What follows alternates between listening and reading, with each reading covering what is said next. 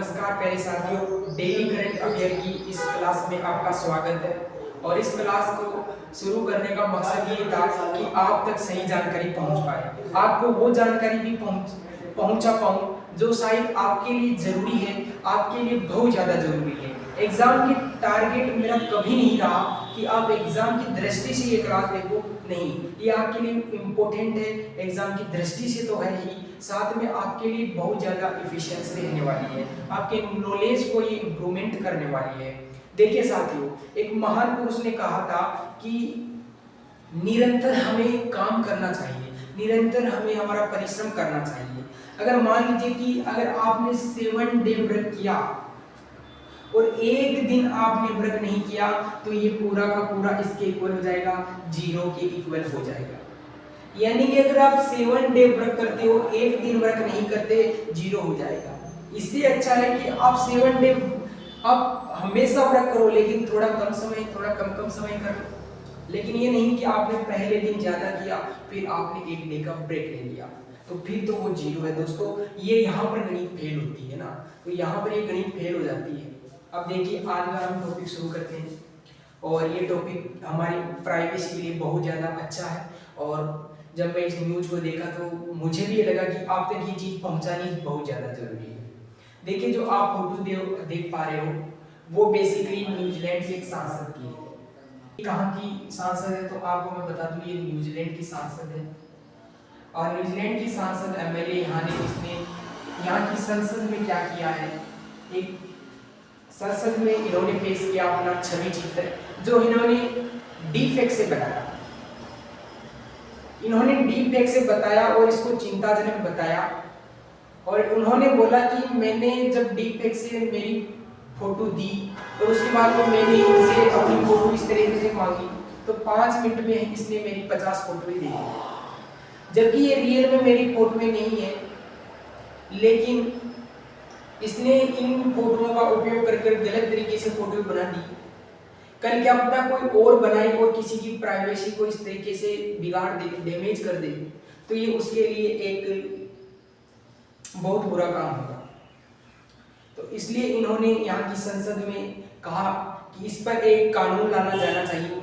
Defect जो China की यहाँ पर एक अच्छी खासी कंपनी हो जाती है, डीफेक्ट जो क्या करती है, आपको आप कुछ भी इसमें लिखो आपको वो प्रोवाइड हो जाता है। बेसिकली ये आपको प्रोवाइड कराने के लिए आती है। इसका यूज सही जगह पर किया जाए, अगर टीचिंग के माध्यम से किया जाए और भी चीज़ों में किया जाए तो इसका अच्छा यूज भी है, ये नहीं है कि इसका बुरा यूज ही है। लेकिन इसका इन्होंने कहा कि इसका बुरा यूज करना गलत है।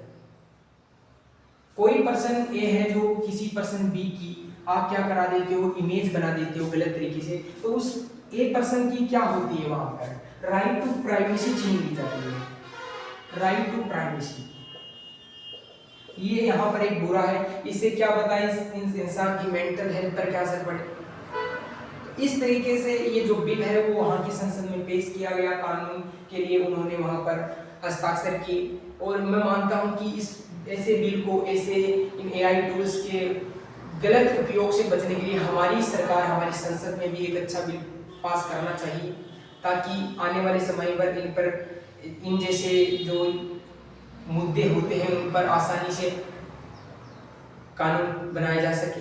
क्योंकि आज का जो समय है उसमें कई लोग अच्छे चीज़ों के लिए भी यूज करते हैं और कई होते हैं जो गलत चीज़ों से दूसरों की राइट टू प्राइवेसी छीनते हैं और उन्हें ब्लैकमेल करते हैं इस तरीके की फोटो बनाकर और फिर उनसे पैसे भी मांगते हैं।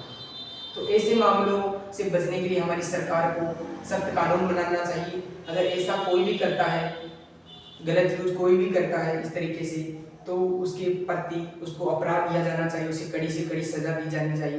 क्योंकि ये आने वाले समय में एक बड़ा चिंता का विषय है। क्योंकि जो एआई टूल्स होते हैं उनसे ये किस लिए होते हैं, बेसिकली ये हमारे हमको कुछ चीज़ें सरल बनाने के लिए होते हैं, कुछ वर्क फास्ट हो जाए इसलिए होते हैं, हम कुछ चीज़ें आसानी से समझ पाए इसलिए होते हैं। बेसिकली होते क्या है, तो ये जितना भी मटेरियल आपका इंटरनेट पर पड़ा रहता है उसी को उठाते हैं। लेकिन आज के दिन का जो गलत यूज है वो बेकार है ना। सही यूज करिए, उसमें कोई दिक्कत नहीं है, लेकिन ऐसे जब गलत यूज आप करते हैं तो ये बुरा है। और एक महिला सांसद ने ये अच्छा काम किया, पहले ही वहाँ की संसद को चौंकाया और एक कानून बनाने के लिए वहाँ से अपील की। और आने वाले समय में हम देखेंगे भी और न्यूज़ में भी आएगा कि जो न्यूजीलैंड है उसने जो एआई डीप फेक है उन पर एक सख्त कानून बनाया है इस तरीके के, अगर कोई भी वीडियो इमेजेस बनाता है तो। और आप मानेंगे तो ये हमारी सरकार को भी इस पर निर्णय लेना चाहिए और जल्द से जल्द बढ़ा देना चाहिए, क्योंकि हम देखते हैं कि अभी जब आपका कुंभ का मेला हुआ था तो उस समय भी ऐसे गंभीर गंभीर वीडियो बनाए गए थे, गलत गलत वीडियो बनाए गए थे, और जो कि एक श्रद्धालु क्या सोच कर जाता है वहाँ पर, अगर आप उस पर ऐसी वीडियो बनाओगे तो वो वहाँ पर कैसे जाएगा। तो इस तरीके से हर एक सेक्टर में कमी का नजर आता है। तो टूरिज्म में कौन जाएगा जहाँ पर इस तरीके से वीडियो बनाते हैं, कौन वीडियो बना रहे हैं, कैसा वीडियो अपलोड कर रहा है, और पैसे और कमाते हैं। ये जो दरिंदे जो लोग हैं ऐसी वीडियो ऐसी फोटो बनाते हैं वो पैसे और कमाते हैं। तो इस पर तो सख्त कार्रवाई होनी चाहिए मेरे दोस्तों। इसलिए अब जल्द ही शायद भारत सरकार भी इस चीज़ को देखेगी और वो भी इस पर विचार करेगी। तो होपफुली ये अच्छा है, ये अच्छा संदेश था हमारे देश के लिए भी। और अब हम चलते हैं एग्जाम के पॉइंट ऑफ व्यू से। गोल्डन डॉन की, किसकी? गोल्डन डॉन की। अच्छा, ये क्या होता है दोस्तों गोल्डन डॉन? देखिए अभी आपको पता है कि जो ये समय है वो टेक्नोलॉजी का समय है। किस चीज़ का समय है? टेक्नोलॉजी का समय है। तो इसमें हर एक देश क्या कर रहा है? आगे टेक्नोलॉजी को बेस बना रहा है। डिफेंस के अंदर भी पूरा काम टेक्नोलॉजी बेस हो रहा है। तो यही कर रहा है अब अमेरिका। क्या कर रहा है? यूएसए।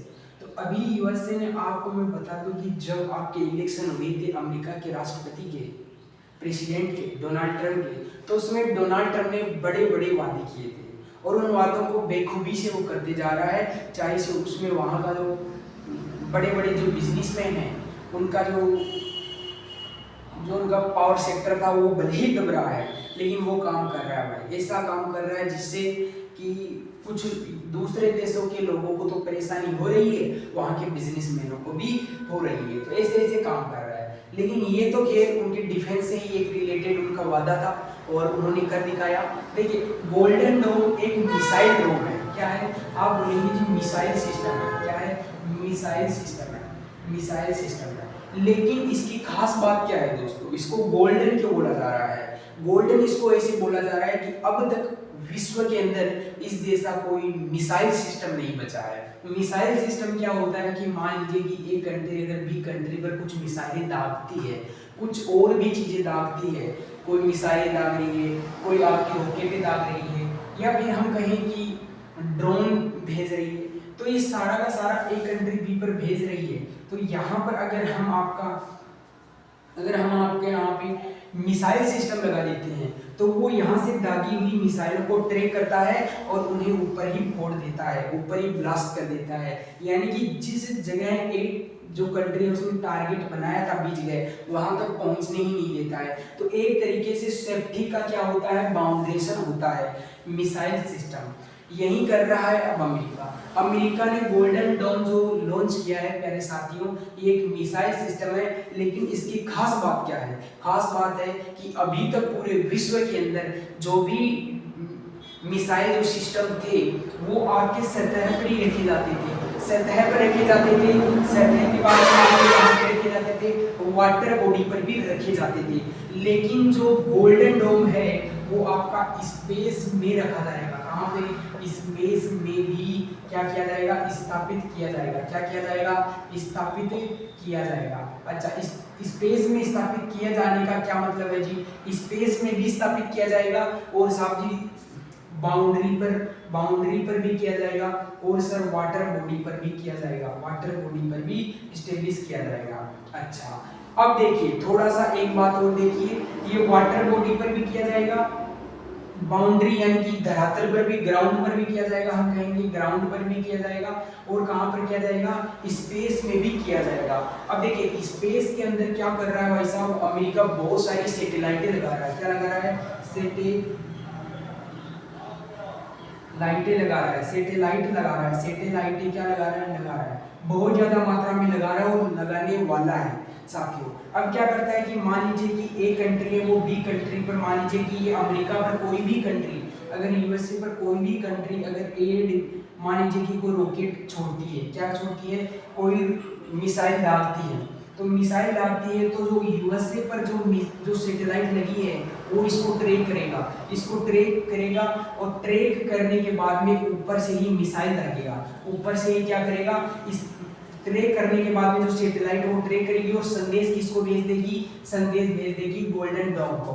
गोल्डन डोम यहाँ से क्या करेगा, तो बचने के लिए इसको ऊपर ही ब्लास्ट करने के लिए क्या करेगा, मिसाइल दागेगा। और मिसाइल अगर इस पर लगी तो सही है, और नीचे भी गोल्डन डोम रखा जाएगा धरातल, वो धरातल से इस पर क्या करेगा, बमबारी करेगा, तो कहीं से भी ये नहीं बच पाएगा।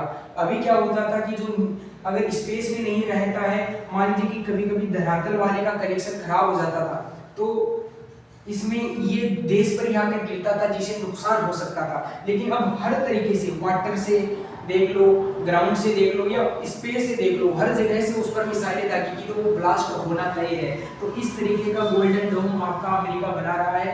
गोल्डन डोम कौन बना रहा है, अमेरिका के राष्ट्रपति ने भाई साहब ये आदेश दे दिया है।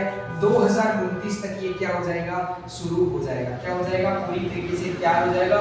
बहुत पैसा लगता है दोस्तों, सैटेलाइटों को भेजना पड़ता है, और जो सैटेलाइट है वो छोटी मोटी सैटेलाइट नहीं होती है, इतनी खतरनाक उनका रेजुलेशन होता है कि आप अगर 500 किलोमीटर दूर से भी देखोगे या 200-300 किलोमीटर के दूर से भी देखोगे तो आपके बाल, जो यहाँ पर बाल रहते हैं शरीर में छोटे-छोटे, वो भी इतने रेजुलेशन के साथ में, इतने अच्छी क्वालिटी के साथ में दिखाई देते हैं कि पूछे मत।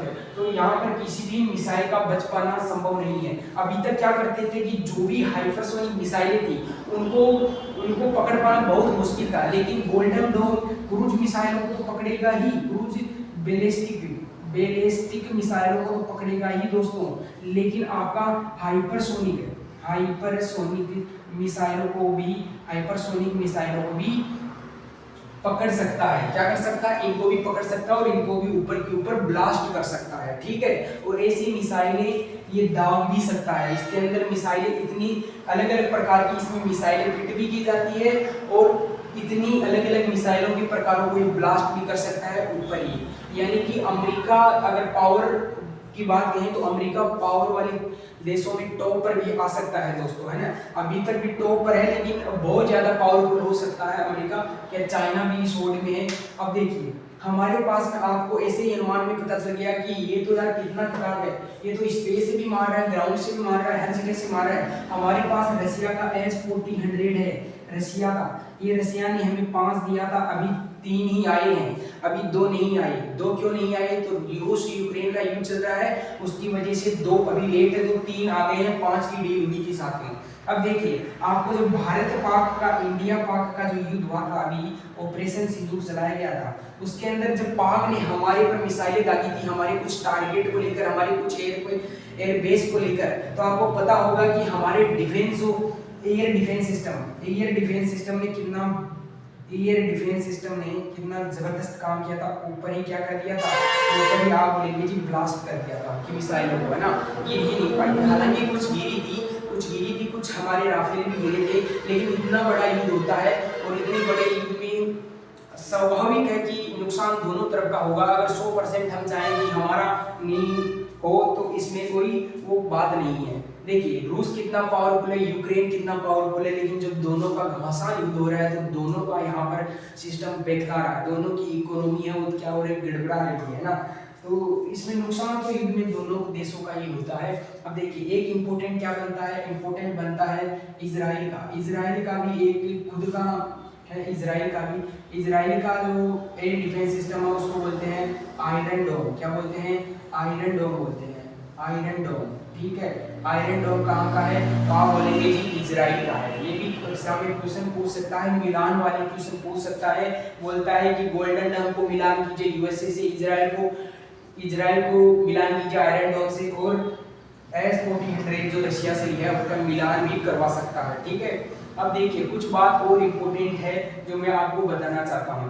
ये कौन बना रहा है, तो आप सब जानते हैं कि एक तो स्पेसएक्स कंपनी बना रही है, और कुछ में इसमें और भी कंपनी है जिसमें आपका एक कंपनी यहाँ पे देखी जाती है, एंड्रोमेडा देखी जाती है, और एक कंपनी और है। तो लगातार 3 कंपनियां इसको मिलकर बना रही है, लेकिन उनमें एक स्पेसएक्स जो है वो बड़ी अच्छी कंपनी है, आप सब जानते हैं। और बस यही है, ये मोस्ट पोटेंट था। हर एक देश टेक्नोलॉजी की में अब आगे बढ़ रहा है, रफ्तार अपनी 3 गुनी 4 गुनी बढ़ा रहा है। तो अमेरिका में भी अब जो डोनाल्ड ट्रंप ने आदेश दिया है कि हमारा अब खुद का आयरन डोम होगा। हालांकि पहले भी थे लेकिन वो स्पेस के लिए थे, ये पहला स्पेस वाला भी है, क्योंकि इसमें स्पेस में भी क्या किया जाएगा, स्टेब्लिश किया जाएगा। तो हर तरफ से जब एक देश पर हर तरफ से जब सुरक्षा हो जाती है तो देश का जो दूसरे देशों का जो प्रकोप होता है वो बेसिकली कम हो जाता है। दूसरे देश हर एक देश पर टारगेट नहीं करना चाहते, क्योंकि उन्हें पता है कि इसका जो पावर है वो हमसे कई ज़्यादा गुना है, तो हम इससे मुकाबले लड़ नहीं सकते। आपको पता है कि हिटलर ने क्या गलती की थी जब वर्ल्ड वार 2 हुआ था, तो हिटलर ने क्या गलती की थी? हिटलर ने गलती ये की थी, हिटलर पूरे रशिया को जीतना चाहता था। और आपको पता है तो रशिया तो कितना बड़ा है, हिटलर पूरे रशिया को जीतना चाहता था। और रशिया उस समय कितना बड़ा था, आज तो खैर वो 15 टुकड़ों में टूट गया है, लेकिन उस समय वो कितना बड़ा था, आप समझ पा रहे हैं, है ना। तो उस समय कितना बड़ा था। देखिए आप है ना इतने बड़े क्षेत्र के है ना कुछ हिस्सों को ही आप लूट सकते हैं, आप ये नहीं कि पूरे हिस्सों को लूट सकते हैं, पूरे हिस्सों को नहीं लूट सकते। हिटलर ने यही गलती की, हिटलर चाहता था कि मैं पूरे रूस पर कब्जा कर लूं, और वहीं पर उसका अंत हो गया, है ना। उसने पीछे से सीख नहीं सीखी थी। आपको पता होगा नेपोलियन भी यही कर रहा था, लेकिन नेपोलियन मारा गया। हिटलर ने इतिहास से कुछ सीखा ही नहीं, जबकि इतिहास से अगर वो सीखता कि नेपोलियन भी इस जगह में पछाड़ खाया था, वह भी पूरा ही लूट जीतना चाहता था, पूरे एम्पायर को ही जीतना चाहता था, वह पछाड़ गया था, लेकिन हिटलर ने भी वही गलती कर दी। और आखिर में हिटलर को भी क्या करना पड़ा, आप समझ जानते हैं। तो यहाँ पर हम देख सकते हैं आयरन डोम हमारे लिए बेहद जरूरी था। अब हम हमारे नेक्स्ट टॉपिक पर चलते। आईएनएस अर्नाला।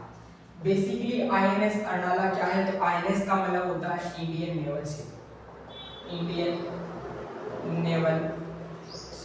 देखिए हमारा देश है ना वो अब टेक्नोलॉजी में हमारा देश भी बढ़ रहा है, और हमारा देश भी चाहता है कि हम पावर बन जाए डिफेंस के मामले में, क्योंकि डिफेंस के मामले में अगर आप पावर बन जाते हो तो आप एक हर जगह से पावर बनते हो, इकोनॉमी से भी आप पावर बनते हो, और आप हर एक देश से उंगली नहीं उठाता है, ठीक है। तो ऐसी चीज़ों के लिए हमें डिफेंस में पावर होना बहुत जरूरी है। आईएनएस का मतलब होता है दोस्तों Indian naval ship. INS Arnala क्या है, तो बेसिकली ये आपका एएसडब्ल्यू है, इसका मतलब होता है एंटी सबमरीन वॉरफेयर, यानी कि इसको बोल सकते हैं हम पनडुब्बी रोधी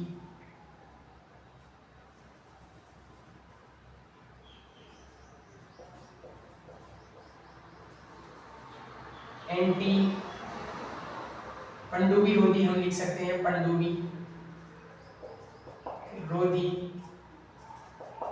सेलो वाटर क्राफ्ट।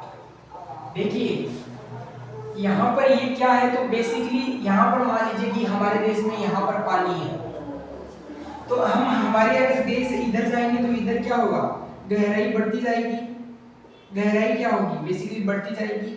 अगर हम इधर भी आएंगे तो गहराई बढ़ती जाएगी।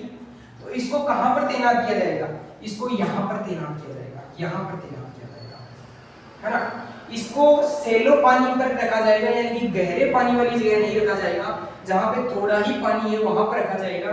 तो इसको शिफ्ट किया जाएगा आपके विशाखापट्टनम में इसको क्या किया जाएगा, तैनात किया जाएगा, विशाखापट्टनम आंध्र प्रदेश, ठीक है।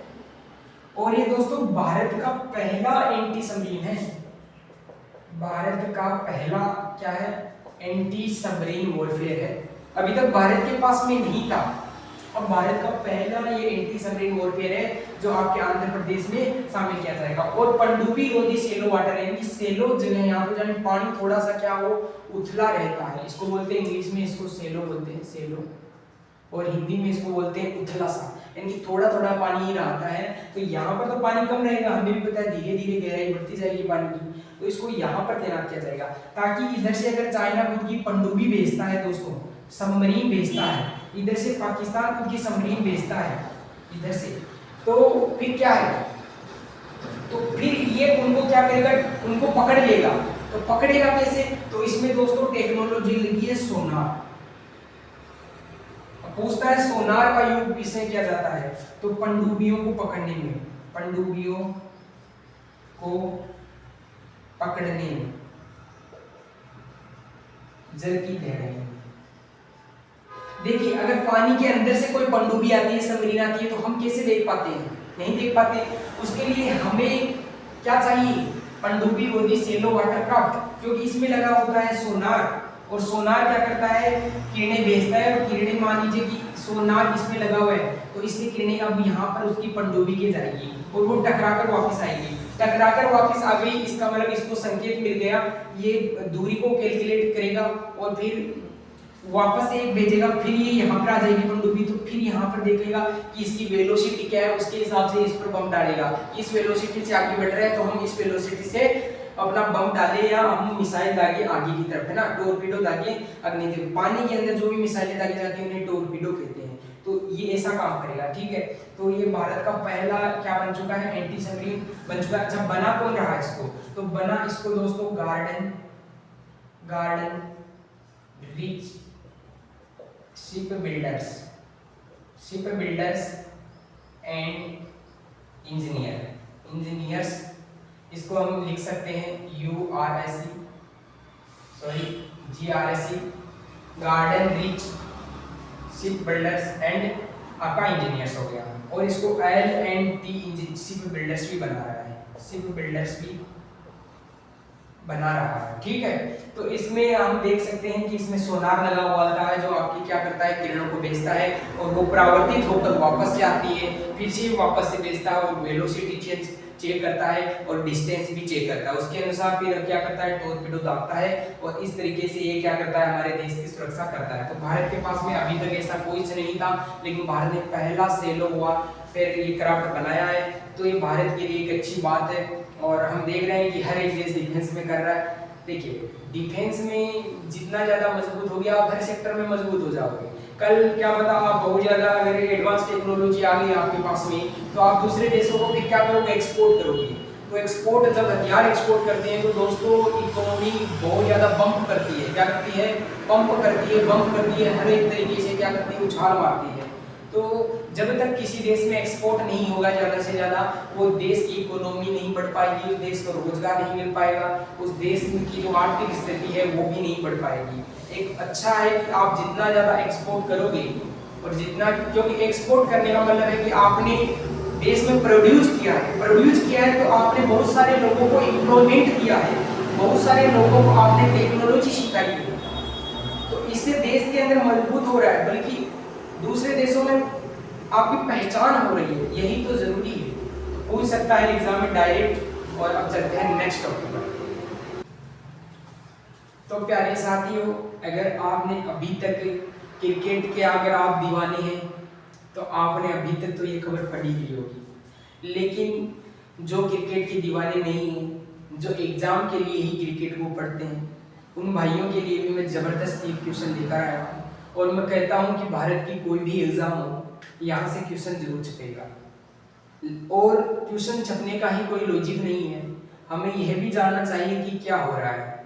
यार इतनी बड़ी बड़ी ट्रॉफियों के नाम बदल दिए गए, ये खैर ये तो अच्छा नाम ही रखा गया इस ट्रॉफी का, लेकिन इतनी थी जब बड़ी बड़ी ट्रॉफियों के नाम बदले जाते हैं, तो अगर वही हम याद नहीं रखे तो फिर क्या। चलिए हमें याद नहीं रखना है, लेकिन एक बार के लिए हमें समझना भी चाहिए कि देश में क्या हो रहा है। मान लीजिए कि अगर आप धीरे धीरे इन चीज़ों पर ही नाम नहीं रखते हैं, तो फिर क्या आप कर पाएंगे? कुछ नहीं कर पाएंगे, क्योंकि एक देश के अंदर रहने का मतलब यही नहीं है कि खाना पीना सो जाना और पैसा कमाने का नहीं। एक देश में रहने के लिए ये भी दायित्व है कि उस देश के बारे में समझें, उस देश में क्या हो रहा है और कैसे हो रहा है, ताकि अगर देश में कुछ गलत हो सके तो हम उस पर आवाज उठा सकें, है ना। तो खाने पीने का ही काम नहीं है, थोड़ा सा हमें एक्स्ट्रा जानकारी की भी जरूरत है।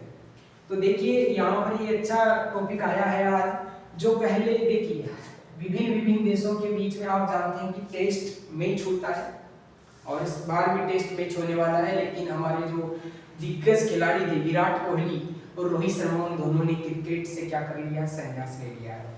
अब वो ओनली आपको वनडे वनडे मैच में दिखेंगे, जो 50-50 ओवर का होता है उसमें ही आपको दिखेंगे, ओडीआई मैच में ही दिखेंगे, न टेस्ट में दिखेंगे न T20 में दिखेंगे। दोनों ही फॉर्मेट से वो क्या ले चुके हैं, संन्यास ले चुके हैं। तो अब नए नए खिलाड़ी निकलेंगे, उभरेंगे, तो और सही बात है कि संन्यास टाइम से ले लेना चाहिए, क्योंकि नए खिलाड़ी भी चाहते हैं कि हमें भी मौका मिले। अगर पहले से जमाए हुए हैं तो उनको मौका मिलना थोड़ा सा मुश्किल हो जाता है। तो देखिए इंडिया और जो इंग्लैंड के बीच में जो टेस्ट होता था,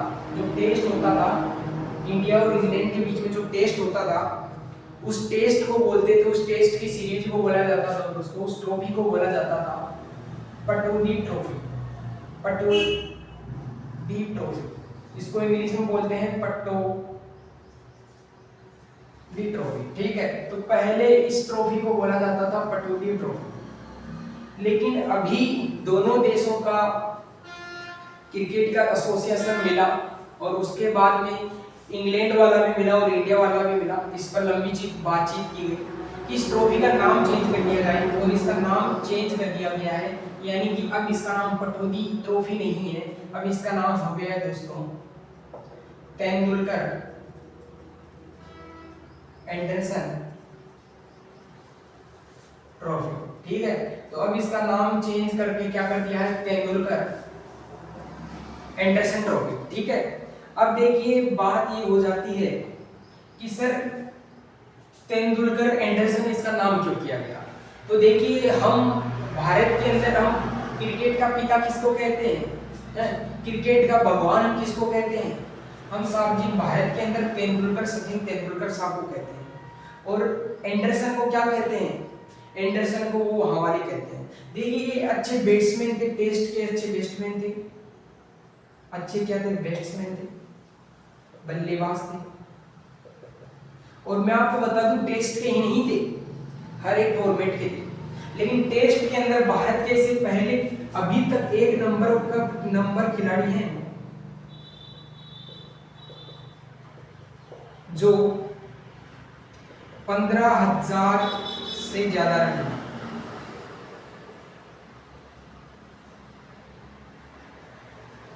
ठीक है, टेस्ट के अंदर दोस्तों इनका मुकाबला अभी तक कोई नहीं तोड़ पाया है। और वहीं पर एंडरसन इंग्लैंड के एक अच्छे गेंदबाज है, ठीक है। अब देखिए आप देखेंगे कि तेंदुलकर और एंडरसन एक साथ खेले हुए हैं। जब टेस्ट मैच होता था दोनों टीमों में, तो तेंदुलकर साहब लगभग 9 मैच तेंदुलकर जी एंडरसन के साथ में खेले हुए,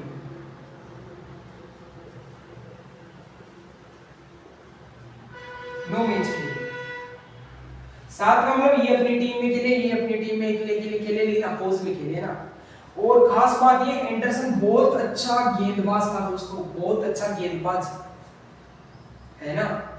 उस समय था कि आजकल तो किसने भी यहाँ से फॉर्मेट से संन्यास ले लिया, लेकिन एंडरसन उस समय बहुत अच्छा गेंदबाज माना जाता था। इसकी गेंदों पर शॉट नहीं लगते, स्टंप उठते थे दोस्तों।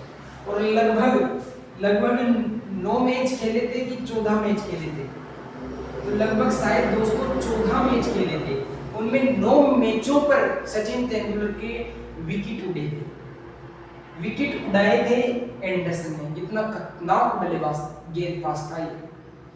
लेकिन यहाँ पर 14 चौके इनकी गेंदों पर 34 चौके ही तेंदुलकर लगा पाए, 14 मैचों में 34 चौके ही लगा पाए, समझ रहे हो। और 9 बार तेंदुलकर जी को आउट किया था। तो दोनों ही अपने अपने देश में एक अच्छा कंट्रीब्यूट किया है इन्होंने टेस्ट के अंदर और हर एक फॉर्मेट में। तो इन्हीं के नाम पर ये क्या रख दिया गया है, ट्रॉफी का नाम रख दिया गया है। तो एग्जाम के लिए आप लगा लेना 100% मैं कह रहा हूँ, लगा लेना, बहुत इंपॉर्टेंट होने वाला है, यहाँ से क्वेश्चन जरूर बनेगा। अब चलते हैं नेक्स्ट टॉपिक पर। तो प्यारे साथियों आप देख पा रहे होंगे कि आरबीआई ने अनाउंस कर दिया है पहली ई कॉमर्स कंपनी को और दर्जा दे दिया है एनबीएफसी का। क्या होता है एनबीएफसी और क्या होता है आरबीआई, जीरो से समझा दूंगा। ठीक है, तो आ जाओ। तो देखिए हमारा देश आपको पता है कि बहुत बड़ा है और हमारे देश में जो सरकारी जो बैंक है, सरकारी जो बैंक है जिसको बैंकों का बैंक कहा जाता है दोस्तों, वो आपका आरबीआई है, जिसको बोलते हैं रिजर्व बैंक ऑफ इंडिया। ठीक है, यही बैंक, जितने भी बैंक होते हैं आपके, चाहे से वो और सरकारी हो या फिर वो प्राइवेट हो, उनको लोन देता है। आरबीआई हमको लोन नहीं देता है। अगर आप चले गए कि मुझे लोन दे दो आरबीआई, तो आरबीआई आपको लोन नहीं देगा। याद रहे, आरबीआई हमेशा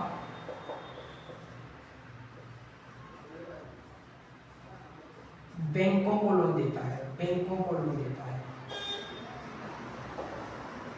ठीक है, आरबीआई हमेशा बैंकों को लोन देता है।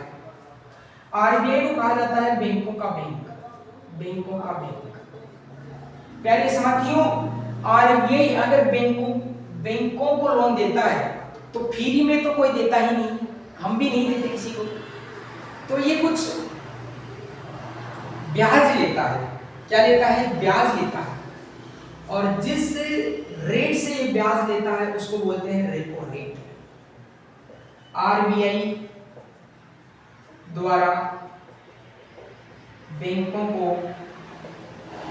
दिए जाने वाले पैसों पर ब्याज ही रेपो रेट कहलाता है। यानी कि आरबीआई जिस रेट पर बैंकों को ब्याज लोन देता है, क्या देता है? पैसों पर, या पैसे या लोन देता है, उसी को क्या कहते हैं? रेपो रेट कहते हैं। तो आपको पता है कि जितने भी छोटे बैंक होते हैं वो आरबीआई से ही लोन लेते हैं। ठीक है, और उसके बदले लगभग रेपो रेट आपकी 4% रेपो रेट रहती है। और याद रखना, एक होता है रिवर्स रेपो रेट। रिवर्स का मतलब होता है कि कभी कभी आरबीआई को भी जरूरत पड़ती है, लेकिन आरबीआई को कभी इस चीज के लिए जरूरत नहीं पड़ती कि इसके पास पैसे कम है, नहीं। आरबीआई को जरूरत इसलिए पड़ती है कि देश में महंगाई नहीं बढ़ पाए, देश में स्टेबिलिटी बनी रहे, देश में कभी भी इकोनॉमिक क्राइसिस नहीं आ जाए। इसलिए आरबीआई कभी कभी, अगर आरबीआई को लगता है कि देश में महंगाई बढ़ने वाली है, तो ये बैंकों से क्या करता है, जो छोटे छोटे बैंकों को इसने लोन दिया था उनसे अभी लोन लेता है। और ये लोन लेता है दोस्तों, और याद रखना, ये जो लोन लेता है तो बैंकों से एक निश्चित दर पे लेता है, निश्चित दर पर लेता है, और यही डिसाइड करता है कितनी दर पर लूंगा। तो जिस दर पर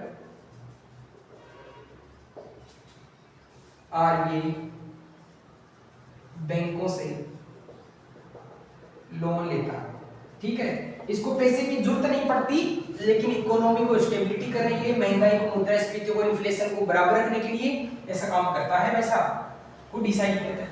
याद है, आरबीआई है ना, वो हमको नहीं देता है, हमको नहीं देता है। ये किसको देता है? तो जितने भी गवर्नमेंट के बैंक है, छोटे मोटे और भी हैं, उनको देता है। लेकिन सबका बाप को नहीं, यही क्या करता है? तो यही पैसों को छापता है, पैसों को छापता है। सिर्फ 1 रुपया का नोट, 1 रुपया का नोट आपका भारत सरकार छापती है, बाकी के सभी यही छापता है। ठीक है, अब ये बात समझना। अब आप बोलेंगे कि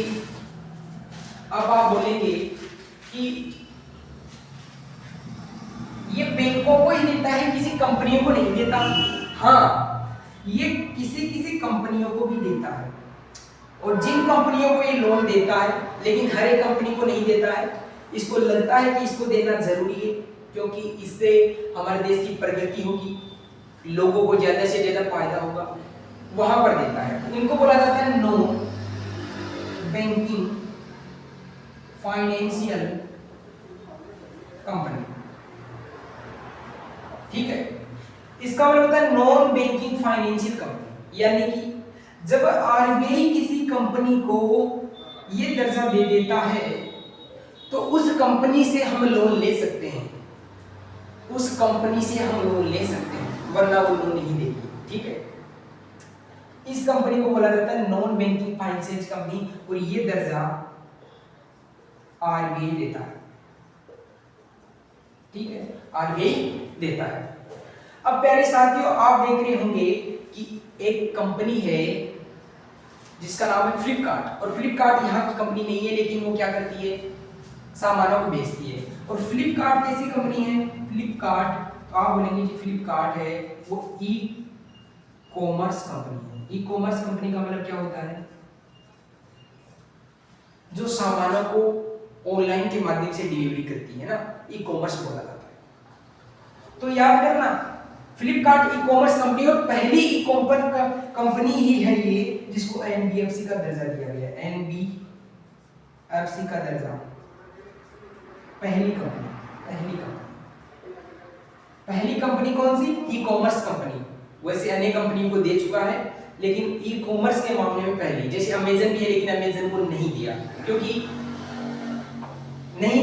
आजकल जो लोग ज्यादा ऑर्डर करते हैं वो बेसिकली फ्लिपकार्ट से करते हैं, और फ्लिपकार्ट को इसलिए दिया गया। देखिए एनबीएफसी का क्यों दिया जाता है, जहां पर बैंक नहीं पहुंच पाते हैं। मान लीजिए कि आप ऐसे इलाके से बिलोंग करते हैं जहां पर बैंक नहीं है, तो आप बैंक नहीं है तो आप लोन कहां से लोगे, लोन नहीं ले सकते। और मान लीजिए कि लोन नहीं ले सकते, आप ऑनलाइन सामान मंगा रहे हो, एक फ्रिज मंगा रहे हो, आप एक फ्रिज मंगा रहे हो तो लगभग 15,000। अगर आपको लोन नहीं मिल रहा, आपके पास में बैंक नहीं है, तो आप फ्रिज कैसे मंगा पाओगे, नहीं मंगा पाओगे। तो आरबीआई क्या कहता है कि आप अगर ऑनलाइन फ्रिज मंगा लेते हो तो फिर आपको एक कंपनी दे रहे हैं, उस कंपनी से मंगा लो, आपको क्या हो जाएगा, लोन मिल जाएगा। तो आरबीआई ने फ्लिपकार्ट को दे दिया कि आज मोस्टली ज्यादातर लोग अमेजन का कम यूज कर रहे हैं।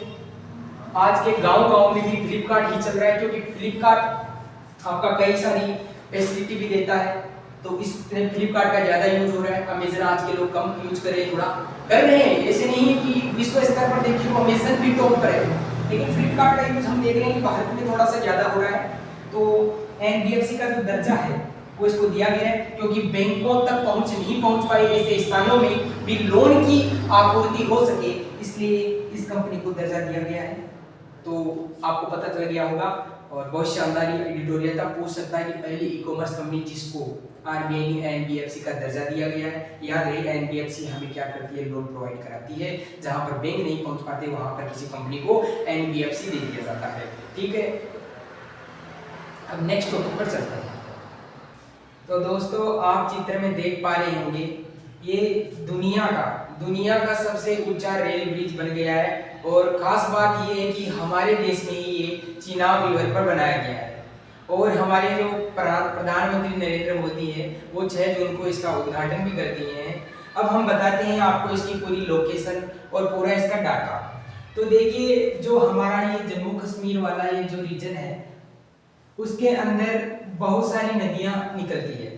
उनमें सबसे ऊपर आपकी एक रिवर आती है जो चाइना से होकर आती है और भारत से होकर वे पाकिस्तान में इंटर करती है, जिसका नाम होता है सिंधु रिवर। क्या होता है, सिंधु नदी।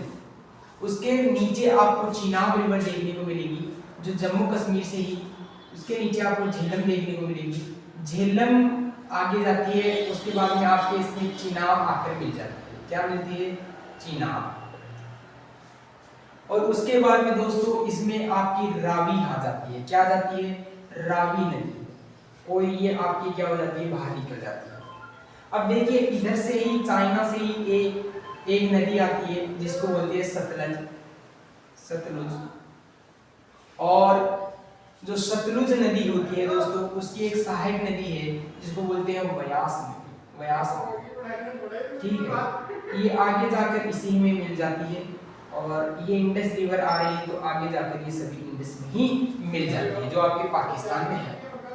अच्छा दोस्तों, कहने की बात ये है कि ये जो आपको चिनाब रिवर देखने को मिल रही है, इस पर ही ये रेल ब्रिज बना है। इसी पर क्या बना है, आपका रेलवे ब्रिज बनाया गया है। अब देखिए प्यारे साथियों, ये जो रेलवे ब्रिज है ये भारत की एक बड़ी मिसाल है, क्योंकि दुनिया में अभी तक इतना ऊंचा कोई रेल ब्रिज नहीं बना है। और इसमें जो स्टील लगा हुआ है दोस्तों, जबरदस्त अच्छी क्वालिटी का इसमें स्टील लगा है। लंबे समय की ये हम कह सकते हैं कि लंबे समय तक हमें ये फैसिलिटी प्रोवाइड करवाएगा। और लगभग इसमें 1500 करोड़ की इसमें लागत भी है ये दोस्तों। यानी कि ये कितना लंबा है देखिए, ये इस तरीके से है। आरक इसलिए बोला जा रहा है इसको दुनिया का सबसे लंबा आरक रेल ब्रिज। अगर आप मैथ पढ़ते हैं तो आप पढ़ते हैं आरक। आरक का मतलब होता है चाप जैसा। क्या आरक का मतलब कोई चाप, जैसे ये कोई घर है तो इतना सा इसको बोल सकते हैं ये आरक है। क्या है? आरक है। ठीक है, तो इस तरीके से इसके अंदर ये स्टील लगाया हुआ है ताकि इसको मजबूती प्रदान करे। अब यहाँ पर आपकी ट्रेन यहाँ से जाएगी और ये नीचे आपकी क्या है? चिनाब रिवर है। रियासी जिले में इसको बनाया गया है। किस जिले में बनाया गया है? तो रियासी जिले में बनाया गया है। अभी आपकी ट्रेन जा रही है दोस्तों, ठीक है, ये यहाँ तक आएगी। अच्छा, ये ट्रेन यहाँ तक आएगी, ये कितना लंबा है तो आपसे पूछेगा इसकी लंबाई। तो याद करना जो इसकी लंबाई है प्यारे साथियों वो 1353 मीटर इसकी लंबाई है। लगभग 1353 इसकी मीटर लंबाई है। और दोस्तों ये धरातल है ना, तो इससे इसकी ऊंचाई अगर देखें तो ये लगभग जो ऊंचाई है वो आपकी 359 मीटर ऊंचा है। कितना मीटर? 359 मीटर ऊंचा ये आपका है। ये नीचे आपकी चेनाब रिवर देखने को मिल रही है। बेसिकली इसलिए बनाया गया है ताकि जो जम्मू कश्मीर वाला जो टूरिज्म का जो सिस्टम है उसको भी प्रमोट किया जा सके। क्योंकि हम देख पा रहे हैं कि ये जो ट्रेन गुजरेगी वो कटरा से होकर, उधमपुर से होकर, बारामूला से होकर, यानी कि श्रीनगर से होते हुए आपकी बारामूला तक जाने वाली है। तो इसके अंदर बहुत ज्यादा पर्यटन स्थल भी आने वाले हैं, जैसे वैष्णव देवी वाला हो गया, और भी महत्व यहाँ पे पर्यटन स्थल आने वाले हैं। तो उनको भी एक तरीके से उभरने का मौका मिलेगा। तो यहाँ से ट्रेन, और दोस्तों इस पर खास बात है कि इसकी इतनी मजबूताई है कि इसमें 260 किलोमीटर पर हावर वाली ट्रेनें भी चल सकती है। यानी कि इस पर वंदे भारत जैसी जो ट्रेनें हैं वो दौड़ेगी दोस्तों। 260 किलोमीटर पर हावर की ट्रेनें स्पीड से जाएगी। अच्छा, ये किस, तो देखिए एक जो प्रोजेक्ट चलाया गया था, एक परियोजना चलाई गई थी उधमपुर,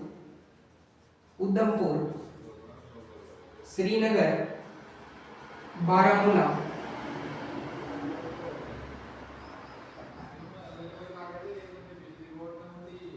रेल लिंक परियोजना जो थी, बेसिकली उसके साथ में इसको चलाया जा रहा था। ठीक है, तो इसको उधमपुर, श्रीनगर, बारामूला रेलवे जो लिंक परियोजना थी उसके साथ इसको चलाया जा रहा था। और जब ऐसी चीजें हमारे देश में होती है तो लगता है कि वास्तव में हमारा देश प्रगति कर रहा है। और ये जरूरी भी था, क्योंकि जो कनेक्टिविटी तभी बढ़ेगी जब आप उसमें कुछ प्रोग्रेसिव चीजें करेंगे। ठीक है, तो आपको ये भी पूछ सकता है कि जो चिनाब रिवर है उसकी सहायक नदियां कौन सी है, तो आप देख लेना। और एक क्वेश्चन आप याद करना, सिंधु नदी की सबसे लंबी सहायक नदी आपकी क्या हो जाती है दोस्तों? चिनाब हो जाती है। आप देख रहे होंगे कि सबसे लंबी सहायक नदी यानी कि लंबी आ रही है साथियों, वो तो आप देखेंगे कि सतलुज आ रही है, लेकिन सतलुज में उतना पानी नहीं है दोस्तों। चिनाब में देखिए झेलम भी आती है, और चिनाब में पानी बहुत ज्यादा है। उसके बाद में झेलम आती है, चिनाब आती है, झेलम आती है, रावी आती है। इसका जो पानी का जो प्रवाह है वो ज्यादा है सतलज के बजाय। तो इसलिए इसी सबसे लंबी सहायक नदी सिंधु की बोली जाती है, वो बोली जाती है चिनाब।